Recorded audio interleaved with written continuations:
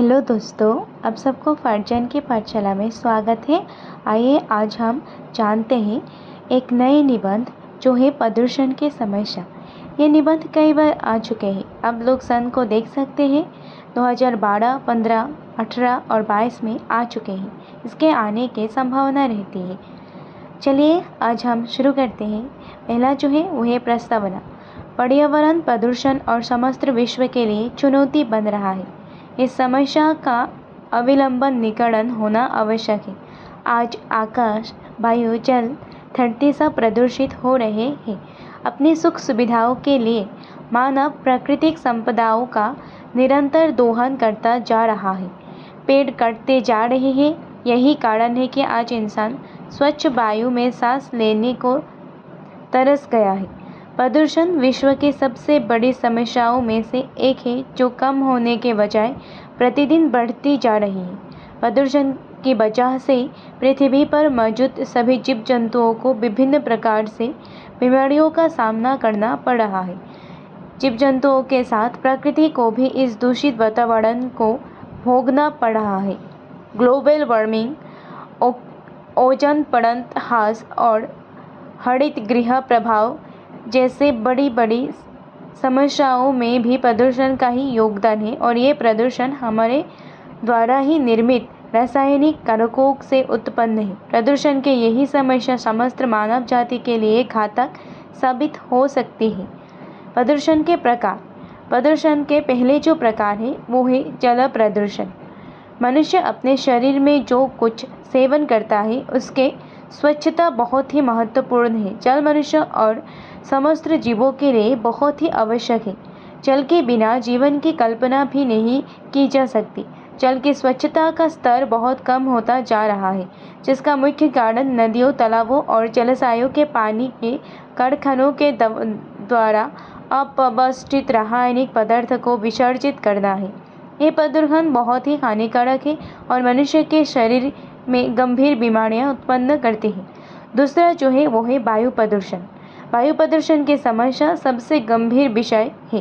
कारखानों से उत्पन्न रासायनिक पदार्थों से और वाहनों से उत्तेजित होने वाले धुएं से वायु का प्रदूषण हो रहा है।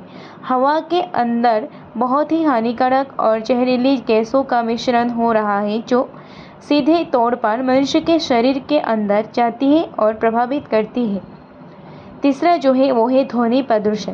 ध्वनि प्रदूषण वाहनों के हॉर्न और लाउडस्पीकरों से उत्पन्न होने वाले ध्वनि से हो रहा है, जिसके परिणाम स्वरूप लोगों को सुनने में कठिनाई और मानसिक असंतुलन जैसी बीमारियां उत्पन्न हो रही हैं। शादी, विवाह और त्योहारों के उत्सव के आयोजन के दौरान लोग पटाखे और का इस्तेमाल करते हैं, जो ध्वनि और वायु दोनों प्रकार से प्रदूषण फैलाता है। चार जो है वो है मिट्टी की प्रदूषण।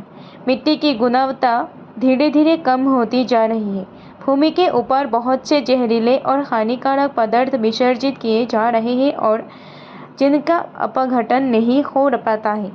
ऐसे पदार्थ मिट्टी की गुणवत्ता को कम कर रहे हैं। खेती में भी ज़्यादा उपज के लिए किसान रासायनिक पदार्थ का उपयोग करते हैं, जो मिट्टी की गुणवत्ता को प्रभावित करते हैं।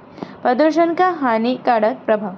प्रदूषण पदार्थों का उपयोग प्रत्यक्ष या अप्रत्यक्ष रूप से सभी को प्रभावित करता है। अत्यंत ही प्रदूषित वायु लोगों को सांस लेने में समस्या, आँखों में जलन, नाक की समस्या, गले में बीमारी, दिल का दौरा आदि हो सकता है।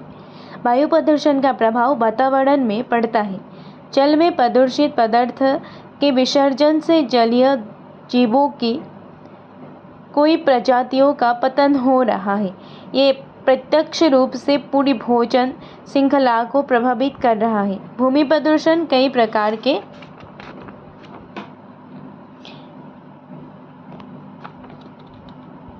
हैं। कैंसर, त्वचा रोग और अन्य प्रकार के घातक बीमारियां पैदा करती है। ध्वनि प्रदूषण मानसिक असंतुलन, सिर दर्द, चिड़चिड़ापन और सुनने की शक्ति को कम कर देता है। प्रदूषण को कम करने का उपाय। प्रदूषण को कम करने का उपाय पहला जो है वो है पटाखों का इस्तेमाल बंद करना। दूसरा है वाहनों का प्रयोग सीमित करना। तीसरा, अपने आसपास सफाई रखना। चौथा, रिसाइकल और पुनः उपयोग। पांचवा है पेड़ लगाना आदि।